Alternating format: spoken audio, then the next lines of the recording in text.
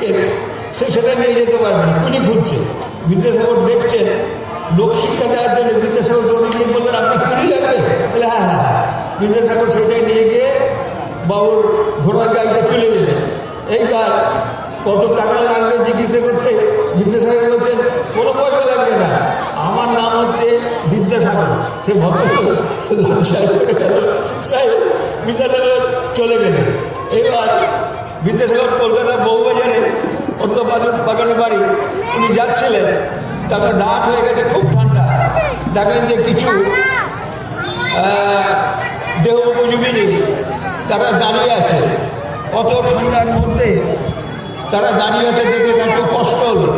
তিনি দাঁড়িয়ে গিয়ে বললেন মহারাজা, এত ঠান্ডায় তোমরা দাঁড়িয়ে থাকো না, বাড়ি যাও, আমার কাছে সামান্য টাকা আছে। বলে পকেট থেকে 100 টাকা বার করে সেই তাদের বারোয়ানিদের দিয়ে দিলেন, তারা ঘরে চলে গেল, বিদ্যাসাগর বাড়ি চলে গেলেন। এ হচ্ছে বিদ্যাসাগর। ও অসংখ্য কাহিনী। আপনারা জানেন যে মায়ের ডাক পেলে তিনি আর সহ্য করতে পারতেন না, তাকে সেই ছুটি নিয়ে যেতেই হবে। এবার এমন কথা আছে